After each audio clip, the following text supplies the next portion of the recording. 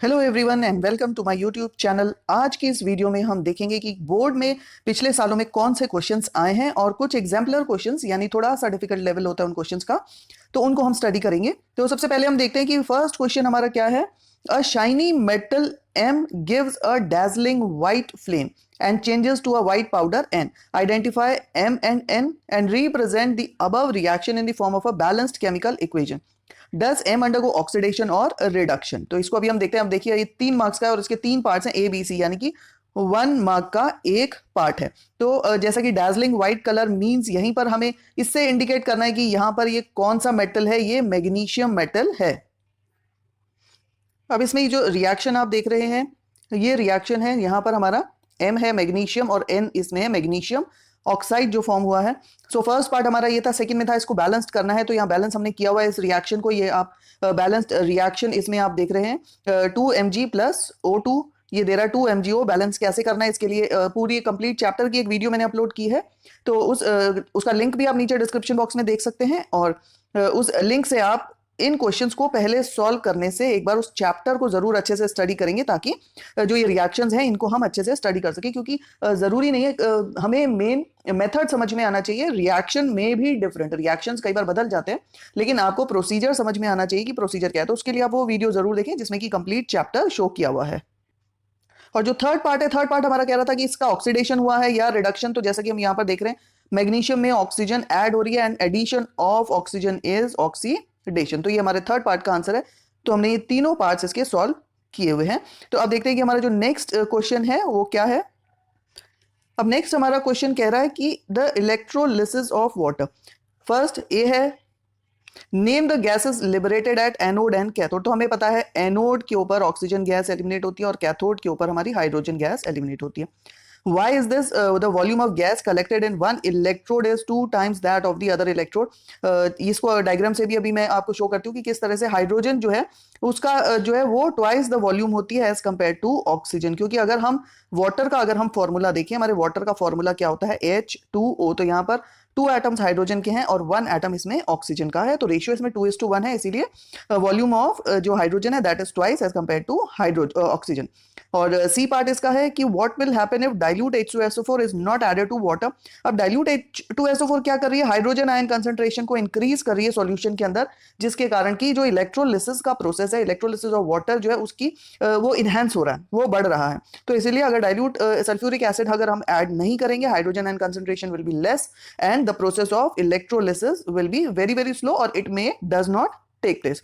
तो एक बार इसका डायग्राम से मैं आपको शो करती हूँ कि डायग्राम से भी आपको याद आ जाएगा कि किस तरह से जो वॉल्यूम है उन दोनों का डिफरेंट है। तो अब ये देखिए यहाँ पर ये हाइड्रोजन का जो वॉल्यूम है वो हाइड्रोजन का वॉल्यूम डबल है। यहीं से आपको देख के समझ में आ रहा होगा हाइड्रोजन जो है that is twice as compare to oxygen. क्यों? क्योंकि हाइड्रोजन के 2 एटम्स हैं और ऑक्सीजन का 1 एटम है।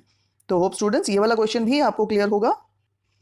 उसके बाद 2018 में हमारा क्वेश्चन आया था कि decomposition reaction requires energy either in the form of heat, light or electricity for breaking down the reactants. Write one equation for each decomposition reaction where energy is supplied in the form of heat, light and electricity. तो आपको याद होगा कि हमने decomposition reaction किया था और decomposition reaction जो है वो heat के प्रेजेंस में भी है, लाइट और इलेक्ट्रिसिटी। तो ये 3 तरह के डिकॉम्पोजिशन रिएक्शंस होते हैं। यहाँ पर हमें तीनों ही टाइप के रिएक्शंस को मेंशन करना है, तीनों का एक एक एग्जाम्पल हमें यहाँ पर देना है। अब ये यहाँ पर आप देख रहे हैं थर्मल डिकॉम्पोजिशन है। थर्मल डिकॉम्पोजिशन में हमें 3 एग्जाम्पल्स नजर आ रहे हैं। FeSO4 हीट करने पर Fe2O3 सल्फर डाइऑक्साइड और सल्फर ट्राइऑक्साइड फॉर्म कर रहा है। उसी तरह से कैल्शियम कार्बोनेट हीट करने पर क्विकलाइम और कार्बन डाइऑक्साइड दे रहा है। और थर्ड रिएक्शन हमारा है लेड नाइट्रेट, जो कि लेड ऑक्साइड, नाइट्रोजन डाइऑक्साइड और ऑक्सीजन दे रहा है। तो ये 3 में से कोई सा भी एक एग्जाम्पल आपने लिखना है, एक पूछा है, ठीक है। तीनों टाइप के लिखने हैं। फर्स्ट हो गया थर्मल डिकॉम्पोजिशन, सेकंड हमारा है इलेक्ट्रोलिटिक डिकॉम्पोजिशन। अब इलेक्ट्रोलिटिक मींस इलेक्ट्रोलिसिस के प्रेजेंस में, तो उसमें आप ये वाटर का एग्जाम्पल आप इसमें मेंशन करेंगे। वाटर जो है वो इलेक्ट्रिक करंट की प्रेजेंस में हाइड्रोजन और ऑक्सीजन में डिसोसिएट हो रहा है। तो ये तो हो गया हमारा by heat and by electrolysis. और थर्ड रिएक्शन हमारा है जहां पर कि सनलाइट के प्रेजेंस में। तो ये सनलाइट के प्रेजेंस में हम देख रहे हैं सिल्वर क्लोराइड है या सिल्वर ब्रोमाइड है, ये सिल्वर में और अगर क्लोराइड है तो क्लोरीन में और ब्रोमाइड है तो ब्रोमीन में डिसोसिएट हो रहा है। और ये किसकी प्रेजेंस में हो रहा है? ये सनलाइट की प्रेजेंस में हो रहा है। तो ये तीनों रिएक्शंस इसको हमने मेंशन करने। स्टूडेंट्स यही क्वेश्चंस हैं, क्वेश्चन का जो लैंग्वेज है वो बदल जाती है, अदरवाइज क्वेश्चंस जो है वो जनरली यही रिपीट होते हैं। तो आप इनको ध्यान से करें। 2018 में एक और क्वेश्चन आया था, what is observed when sodium sulphate is added to a solution of barium chloride taken in a test tube, write equation for the chemical reaction involved and name the type of the reaction. आप देखें कि equation लिखने के लिए बोला जा रहा है हमेशा और कौन किस तरह का रिएक्शंस हैं। तो जैसा कि अब हमें इतना याद होना चाहिए कि हमें नाम देखकर याद आ जाना चाहिए कि ये कौन सा रिएक्शन है। ये हमारा डबल डिस्प्लेसमेंट रिएक्शन है।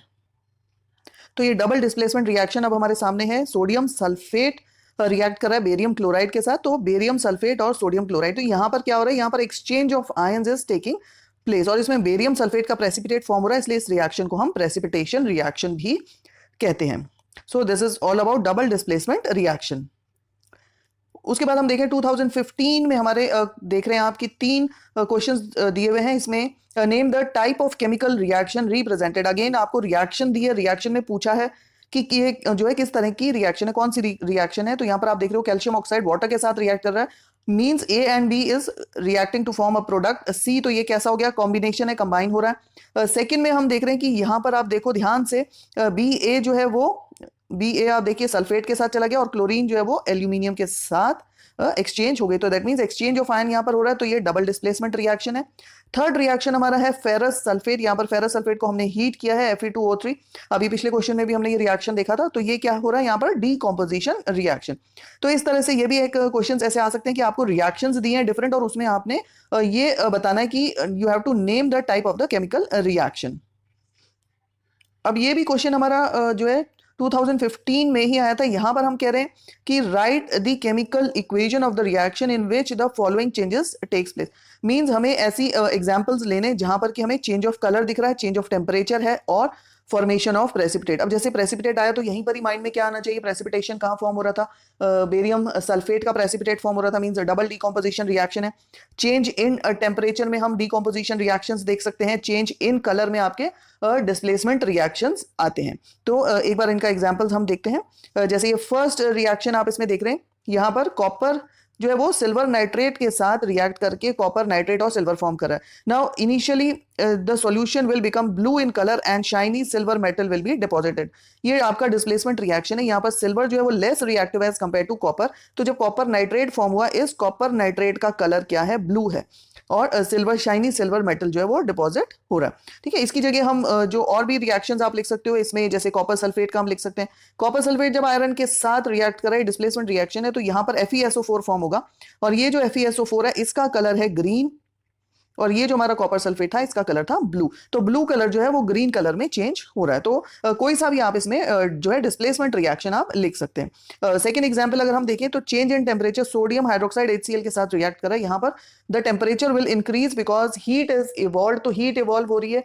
यहाँ पर हम जो है एक्सोथर्मिक रिएक्शंस यहाँ पर हम लिख सकते हैं, क्योंकि एक्सोथर्मिक रिएक्शंस में टेम्परेचर इंक्रीज हो रहा है। जो थर्ड है, जैसे कि येलो प्रेसिपिटेट फॉर्म हो रहा है, तो इसमें जो है लेड नाइट्रेट जो है पोटेशियम आयोडाइड के साथ रिएक्ट करके PbI का येलो प्रेसिपिटेट फॉर्म हो रहा है। इससे पहले भी हमने रिएक्शन किया था, दैट वाज बेरियम क्लोराइड और सोडियम सल्फेट का, आपको याद होगा।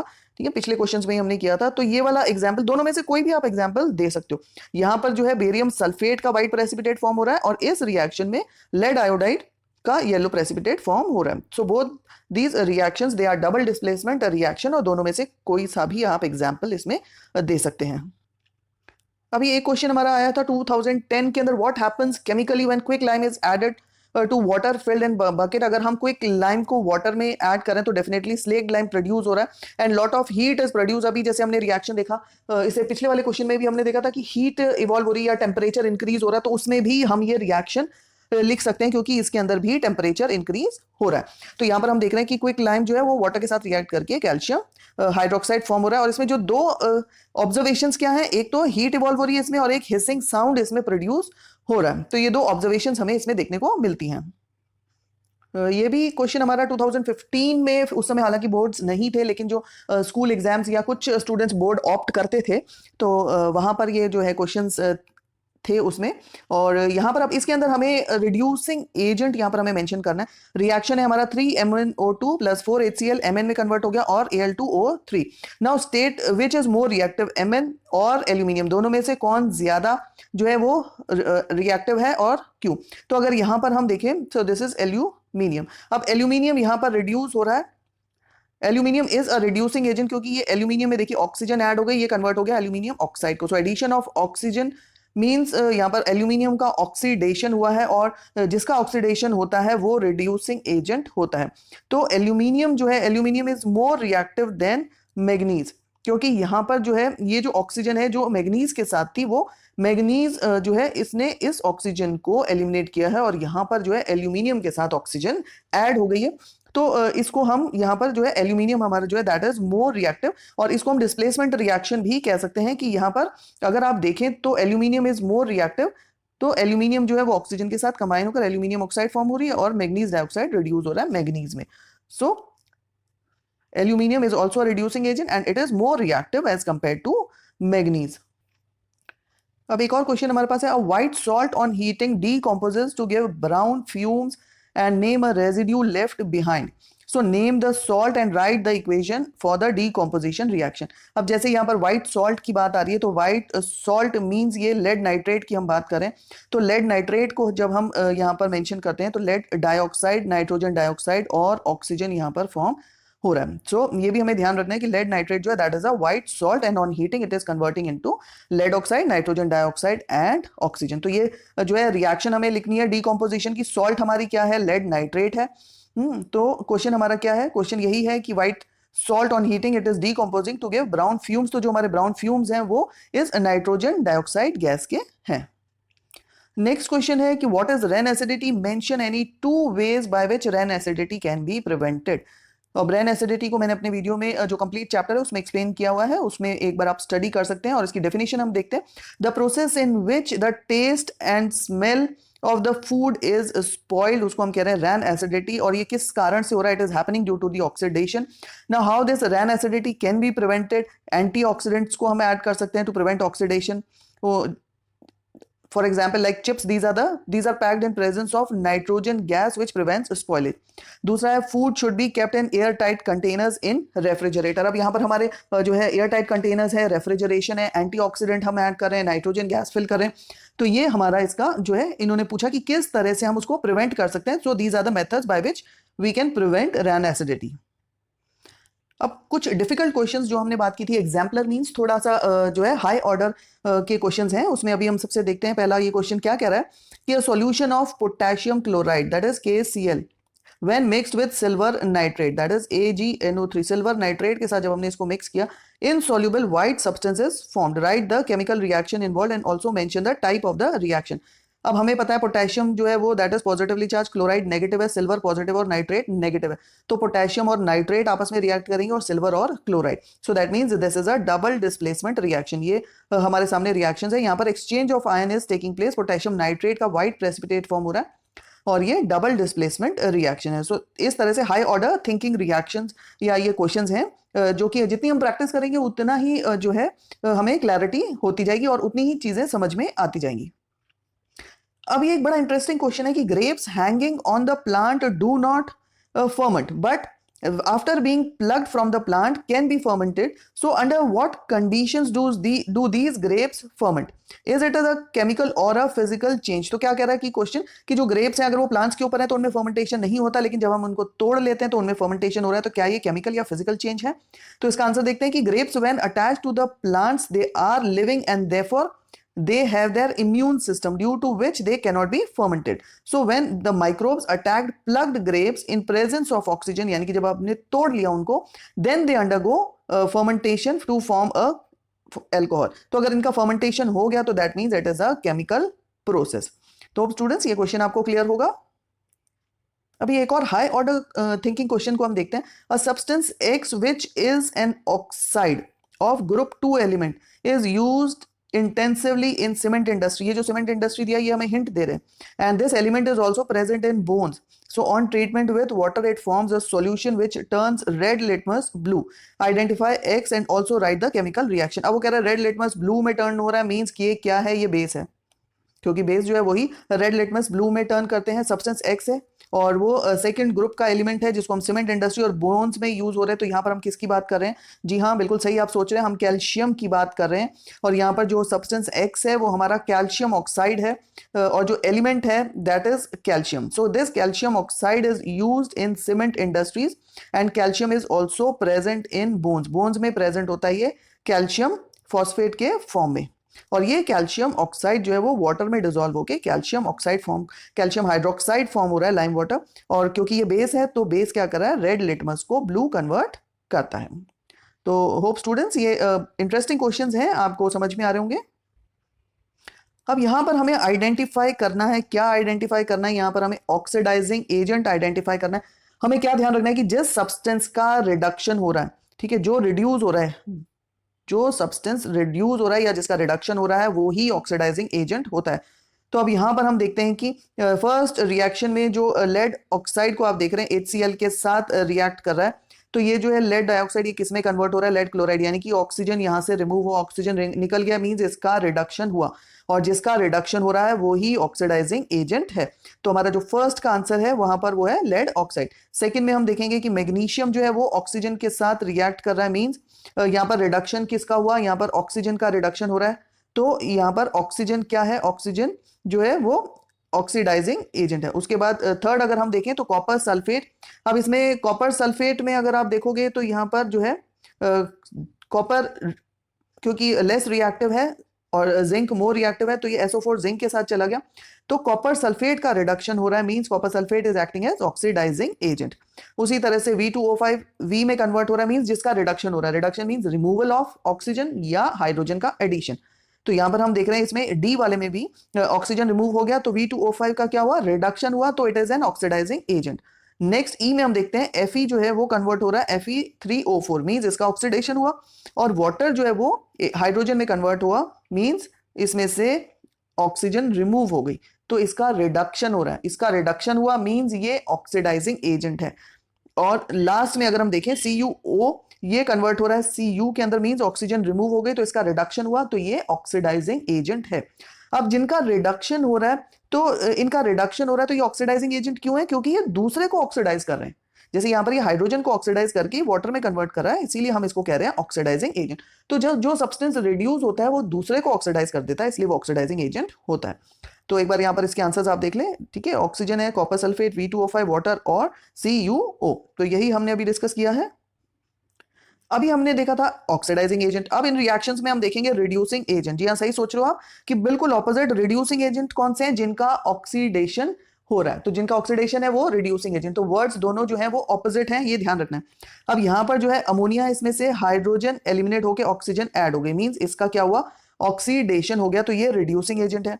उसी तरह से अगर सेकेंड में हम देखें, सेकेंड में हमारा जो है F फ्लोरीन जो है उसके साथ हाइड्रोजन ऐड हो गई, मींस एडिशन ऑफ हाइड्रोजन, तो यहां पर इसका रिडक्शन हो रहा है, तो वाटर जो है उसका ऑक्सीडेशन हुआ, तो F यहां पर F2 जो है that is a reducing agent. Third में अगर हम जाएंगे Fe2O3 और CO, तो यहां पर जो है जो Fe है उसमें से ऑक्सीजन रिमूव हो गया, ऑक्सीजन रिमूवल मींस जो है दैट इज रिडक्शन। तो Fe2O3 जो है दैट इज अंडरगोइंग रिडक्शन, तो इसका ऑक्सीडेशन हो रहा है और CO जो है वो ऑक्सीडाइज हो गया, तो CO जो है that is a reducing agent, that is carbon monoxide. और लास्ट रिएक्शन में अगर हम देखें that is hydrogen and oxygen, तो यहां पर रिडक्शन हुआ, हाइड्रोजन के साथ ऑक्सीजन ऐड हो गई तो हाइड्रोजन का तो ऑक्सीडेशन हो गया, और O2 जो है यहां से एक ऑक्सीजन एटम हुआ तो ऑक्सीजन का यहां पर रिडक्शन हो रहा है, तो ऑक्सीजन जो है दैट इज ऑक्सीडाइजिंग एजेंट और हाइड्रोजन जिसका ऑक्सीडेशन हो रहा है वो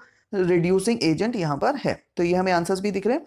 तो होप स्टूडेंट्स बहुत क्वेश्चंस हैं इसमें, यहाँ पर आपको जो है मेन मैंने क्वेश्चंस यहाँ पर लिए हैं। यहाँ पर रिएक्शंस है डिफरेंट, ये जैसे अब आप देख रहे हो प्रोसेस यही है, मेथड यही है, ऐसे ही हमने देखना है रिड्यूसिंग एजेंट क्या है, ऑक्सीडाइजिंग एजेंट क्या है।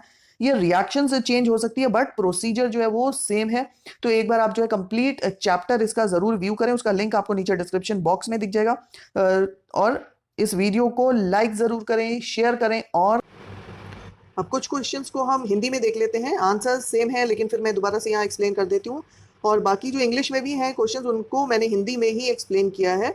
तो वो भी समझने में आपको कोई दिक्कत नहीं आएगी। चलिए हिंदी में एक पहला क्वेश्चन देखते हैं कि यहाँ पर हम बात करें कि एक धातु हमारे पास M है जो कि चक्काचौंध करने वाली सफ़ेद ज्वाला में जलती है और सफ़ेद पाउडर N में बदलती है। तो जैसे ही सफ़ेद ज्वाला की हम बात करते हैं तो धातु हमारे दिमाग में क्या आना चाहिए, मैग्नीशियम आना चाहिए। और जब वो उसको हम जला रहे हैं मतलब ऑक्सीजन के साथ अभिक्रिया कर रहे हैं तो हमारा क्या बन गया यहाँ पर, मैग्नीशियम ऑक्साइड फॉर्म होगा। तो M हमारा यहाँ पर है मैग्नीशियम और N है मैग्नीशियम ऑक्साइड। तो हमारी M और N की पहचान हो गई, यानी कि A पार्ट हमने इसमें सॉल्व कर लिया। सेकंड क्या रहा, इस अभिक्रिया को हमें संतुलित करना है, संतुलित रासायनिक समीकरण को करना है।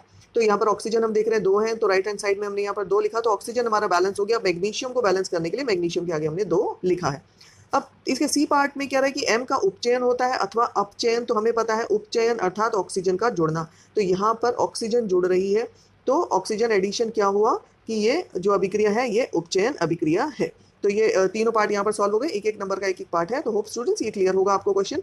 उसके बाद हम नेक्स्ट देखते हैं कि जल के विद्युत अपघटन में अब हम बात करें कि एनोड और कैथोड पर मुक्त होने वाली गैसें कौन सी हैं। क्योंकि जल का विद्युत अपघटन हो रहा है तो एनोड के ऊपर हमें ऑक्सीजन मिलती है और कैथोड के ऊपर हमें हाइड्रोजन गैस मिलती है। तो फर्स्ट का आंसर ये है। सेकंड पार्ट कह रहा था इलेक्ट्रोड, एक इलेक्ट्रोड पर मुक्त होने वाली गैस का आयतन। जैसा कि हमें पता है कि जो एनोड है उसके ऊपर हमें जो है आयतन 1 है और जो कैथोड है उसके ऊपर हमें आयतन 2 मिल रहा है।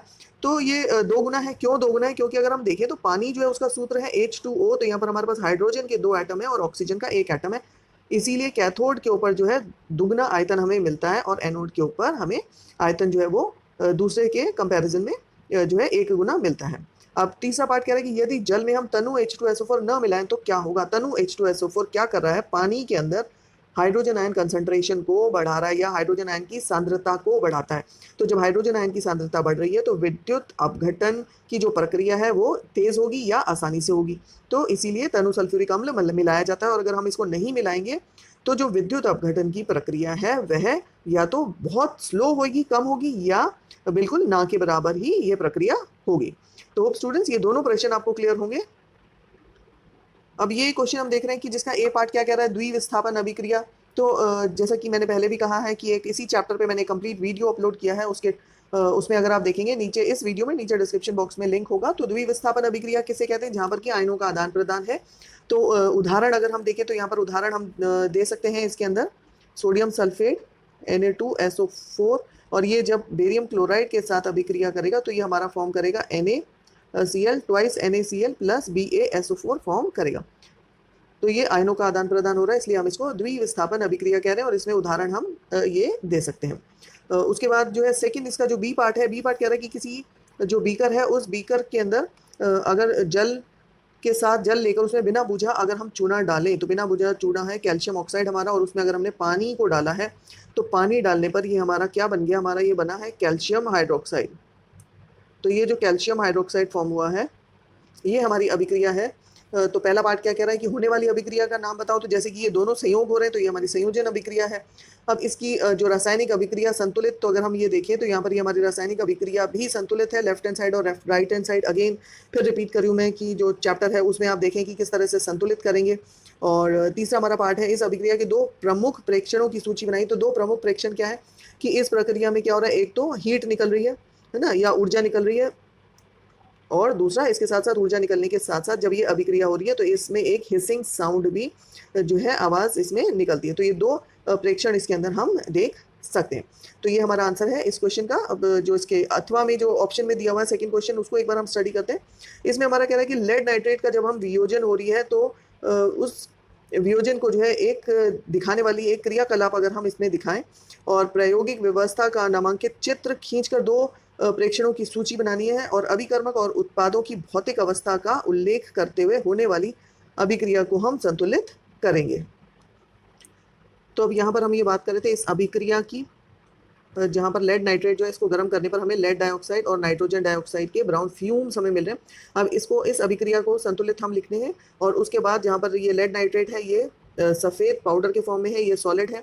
उसी तरह से लेड ऑक्साइड हमारा सॉलिड है, नाइट्रोजन डाइऑक्साइड गैस और ऑक्सीजन जो है ये भी गैसियस स्टेट में है। तो इस तरह से जो इसका सी पार्ट है और उसके बाद इसकी अभिक्रिया के लिए हम इसमें इस तरह से दिखा सकते हैं कि ये हमने टेस्ट ट्यूब लिया जिसके अंदर हमने लेड नाइट्रेट लिया है और इस लेड नाइट्रेट को जब हम गर्म करते हैं, ठीक है, ये टेस्ट ट्यूब होल्डर है, टेस्ट ट्यूब को हमने जो है होल्डर से पकड़ा हुआ है ठीक है, सीधा टेस्ट को नहीं पकड़ना।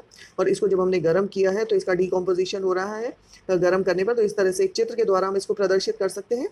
तो यहाँ पर जो है हमारे क्वेश्चन के तीनों पार्ट्स यहाँ पर कवर हो रहे हैं। तो जैसा कि हम देख रहे हैं तीनों पार्ट्स में हमने उसका जो है चित्र बना के भी देखा, उसके साथ साथ जो उसके अभिकर्मक और जो उसके उत्पाद हैं उनकी भौतिक अवस्था को भी हमने इसमें मेंशन कर दिया। और अभिक्रिया जो है वह तो हमारी उसको भी हमने देखा कि वह अभिक्रिया हमारी संतुलित ही थी। अब 2018 में भी हम देख रहे हैं कि वही क्वेश्चन एक बार फिर से रिपीट हो रहा है, और यहाँ पर हम देख रहे हैं कि वियोजन अभिक्रिया जो है उसमें ऊष्मा, प्रकाश और विद्युत ऊर्जा की आपूर्ति है। इसका एक रासायनिक समीकरण देनी है। तो ऊष्मा के लिए अभी हमने लेड नाइट्रेट का जो अभिक्रिया देखी है पिछले क्वेश्चन में, सेम वही अभिक्रिया को हम रिपीट कर सकते हैं। अगर हम प्रकाश की बात कर रहे हैं तो सूर्य के प्रकाश में हम अभिक्रिया शो कर रहे हैं, जिसमें सिल्वर क्लोराइड अगर हम लेते हैं तो ये सूर्य के प्रकाश में, एस माने सूर्य, तो ये आपका डिसोसिएट हो जाएगा सिल्वर और क्लोरीन के अंदर। तो इसको हम बैलेंस करने के लिए यहाँ पर 2 लगाएंगे। ठीक है, तो ये हमारी अभिक्रिया बैलेंस हो गई। क्लोरीन के साथ भी लिख सकते हैं और ब्रोमीन के साथ भी लिख सकते हैं। तो ये अभिक्रिया हो गई हमारी प्रकाश की उपस्थिति में। और तीसरी है विद्युत की उपस्थिति में। तो विद्युत की उपस्थिति में हमें पता है कि उसमें हम जो है वाटर का डिसोसिएशन लिखेंगे। यहाँ पर ये इलेक्ट्रोलिसिस के प्रेजेंस के अंदर ये हाइड्रोजन और ऑक्सीजन में टूट जाता है। तो इसको बैलेंस हम कर सकते हैं यहाँ पर 2 लिखकर। तो ज़्यादातर आप जब एग्जाम्स में आप रिएक्शंस लिखें तो उसको ज़रूरी नहीं कि पूछा जाए, उसको बैलेंस ज़रूर कीजिए। तो इस तरह से ये हमारी जो है रिएक्शंस आप देख रहे हैं कि तीनों रिएक्शंस को हमने यहाँ पर किया है। तो ये भी इंपॉर्टेंट हमारा क्वेश्चन है, और इसमें या तो तीनों एक साथ पूछा जा सकता है या अलग अलग अभिक्रियाएं भी पूछी जा सकती हैं। तो वियोजन अभिक्रिया भी इंपॉर्टेंट है। अभी एक और क्वेश्चन हम देख रहे हैं कि जिसके अंदर की क्वेश्चन क्या कह रहा है कि बेरियम क्लोराइड के विलयन में अगर सोडियम सल्फेट विलयन को मिलाया जाता है तो रासायनिक अभिक्रिया का रासायनिक समीकरण तथा प्रकरण में होने वाली अभिक्रियाओं के प्रकार का नाम लिखें। तो यहाँ पर जैसे बेरियम क्लोराइड है, बेरियम क्लोराइड का अगर हम सूत्र लिखें तो BaCl2 है, और ये अभिक्रिया कर रहा है सोडियम सल्फेट के साथ Na2SO4। तो ये दोनों अभिक्रिया करके यहाँ पर हमारा BaSO4 फॉर्म होता है, और BaSO4 के साथ साथ ये सोडियम क्लोराइड हम इसको बैलेंस करें तो सोडियम क्लोराइड बन रहा है। ये बेरियम सल्फेट का सफ़ेद अवशेप है, और ये सोडियम क्लोराइड पानी में घुला हुआ रहता है। तो इस रासायनिक अभिक्रिया की ये समीकरण आप देख ही रहे हैं, और इसका नाम क्या है? द्विविस्थापन अभिक्रिया हम इसको कह रहे हैं। तो ये कौन सी अभिक्रिया हो गई? ये हमारी द्विविस्थापन। ये हमारा 2018 में ये क्वेश्चन आया हुआ है। तो आप देख रहे हैं कि इस तरह से सभी जो है प्रश्न जो है अभिक्रियाएं कहीं ना कहीं मिलती हुई हैं, लेकिन क्वेश्चन के फॉर्म्स बदल रहे हैं। ठीक है ना, तो क्वेश्चन को हमें ध्यान से समझना है, और घूम फिर के वही रिएक्शंस आ रही हैं। तो होप स्टूडेंट्स ये वीडियो आपको क्लियर होगी। कुछ क्वेश्चंस मैंने हिंदी में भी एक्सप्लेन किए हैं, और बाकी अगर आप जो पहले के जो क्वेश्चंस देखेंगे उनमें सिर्फ लिखा हुआ इंग्लिश में, लेकिन उसको मैंने हिंदी में भी एक्सप्लेन किया है, और आपको इजीली समझ में आ जाएगा। कंप्लीट वीडियो देखें, और लाइक ज़रूर करें, शेयर ज़रूर करें, अपने फ्रेंड्स को भी इसको शेयर करें। इंपॉर्टेंट क्वेश्चंस हैं, और क्वेश्चंस जो है वो यही हैं, उनकी लैंग्वेजेस चेंज हो सकती है। कमेंट ज़रूर करें, and thank you for watching this video.